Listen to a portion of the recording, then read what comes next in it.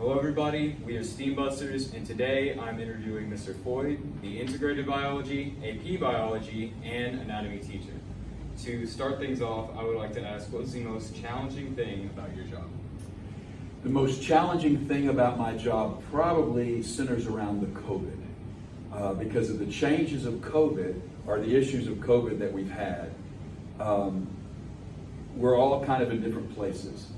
And coming back to school this year, there's a number of students that are used to being 100% virtual. Some are used to being blended, some are 100% traditional. So there's different levels of study habits, different levels of what you learned last year because of COVID, and trying to make sure that everybody in all the three different classes are on the same level and that we're progressing the same and we have the same expectations. That's probably been the biggest struggle. Yeah, it's probably hard to maintain that. To continue, I would say, what is your biggest inspiration, just as a teacher, as a person, just in general? I am absolutely amazed by life. When we break it down from what's going on from single cell organisms, and then you take the interaction that they have and then bring that up to a multi-organism, something like us, where we have trillions of cells, and understanding that my students hear me say this, it's a choreographed dance that's going on in our body. There's so many different moving parts. That to me is absolutely amazing. I get chill bumps, I get excited about it, I go on and on about it, and sometimes students are like, okay, Mr. Floyd, we got it now, we understand, you're excited about it. It just motivates me and excites me to be able to talk about how phenomenal life is, and specifically how phenomenal we are, and the capabilities and abilities and talents that we have as individuals and as a group. Okay, what is your favorite childhood memory? Wow. Now, students that I've had at the beginning of the year, I showed them pictures of where I grew up. And in short, I lived on the beach, and less than a kilometer behind our house up the hill was the rainforest. So it's just the plethora of things to do for an ADHD child. It was phenomenal. I think one of the memories that I remember that is the forefront of my mind. I was about 6 years old, maybe 6.5, 7 years old, and there was a gentleman from William and Mary. He was a geographer, and he was mapping out the different islands, and he got lost, and he couldn't speak the language, so they actually brought him to us saying, hey, can you understand what he's saying? He ended up spending a few days with us. And we were sitting out on the beach behind our house one night, and he looked down at some rocks and he said, what do you see? Now I'm a 6.5-year-old, I'm like, rocks. He goes, no. You look at the rocks. What do you see in the rocks and about the rocks? And I picked up a rock and I started talking to him about what I saw in the rock. You know, the shapes, the colors, and it was just an expression of my creativity that was being recognized by an adult. And it was impactful to think that somebody cared about what I thought and what I saw in something as simple as a rock. And you know, to this day, I still have that rock on my dresser. Yeah, when it comes to adults maybe recognizing your own potential, I mean, this can probably apply to teenagers just as well as a 6.5-year-old. It feels really good when an adult treats you like an adult, mm-hmm. and understands what you're saying, or at least tries to. I always find that it's a good thing. So what is your favorite part about your job so far as a teacher? Oh man, I don't have a favorite part. I just, I wondered back about 10 years ago, or 12 years ago now, I guess it is, when I left the corporate world, which I thought nothing could be better. then traveling the world, making lots of money, doing those, that was great.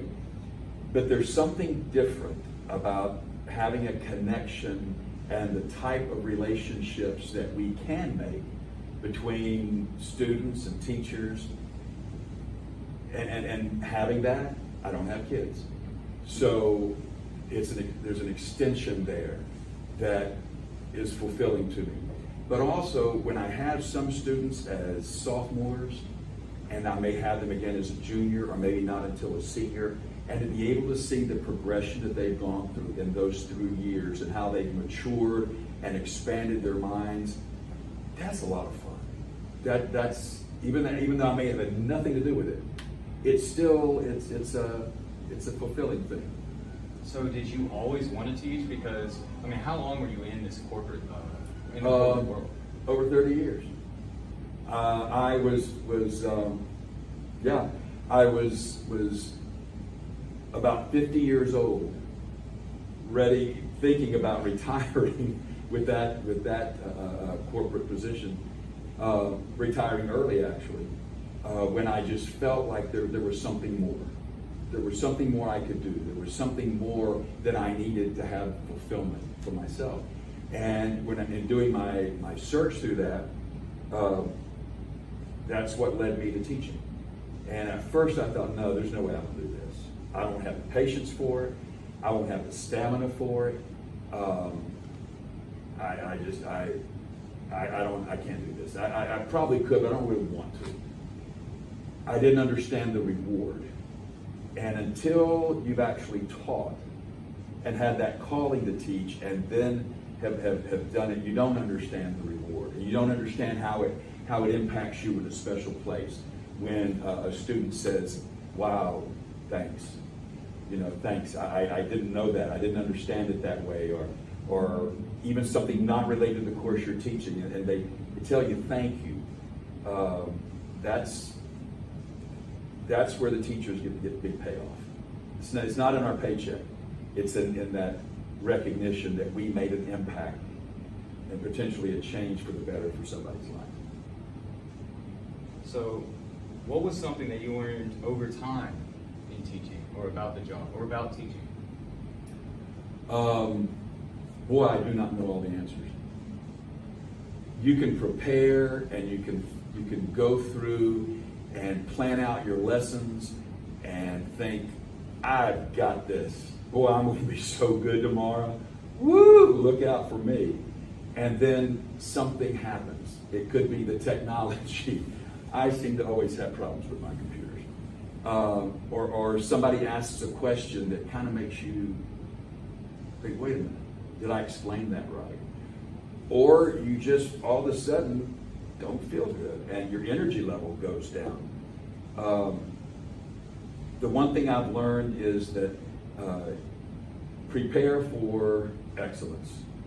Prepare yourself.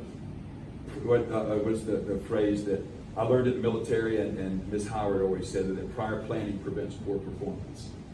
Plan, but then understand that life happens, and there might be something that's going on in a student's life that you need to give attention to and respond to that actually out-trumps anything that you could be talking about that day. And so that the teaching relationship back and forth, that's something that I've learned over time, that it's not always the lesson that is the most important thing going on in the classroom. So what is one piece of advice that you would give to a student or in your class? What is the best advice that you could give? Be teachable. We all like to think we know a certain amount. We may think we understand something, but if you're teachable, you have room to be inspired.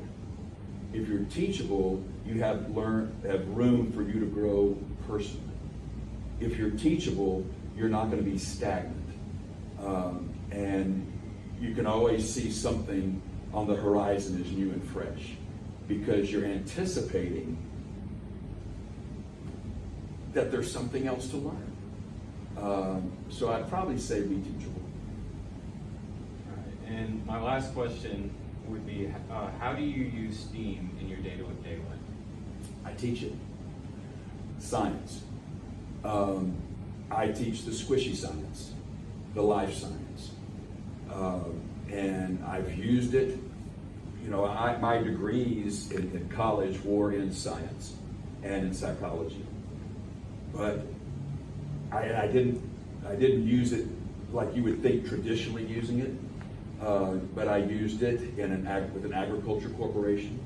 I used it with an imaging corporation. Being able to have the things that I understand scientifically, the concepts, the bits, the pieces, how they fit together, how science works. It gave me a common language with the people that I was working with. It gave me a common language with the people that were doing the investigations, the people that were in the laboratories. It gave us all a common language, but it gave me also probably a confidence about understanding how things work, how my body works, how things are supposed to work. Well, that's it. Thank you so much for participating and letting us interview. Thank you very much for letting me share a little bit about me. All right.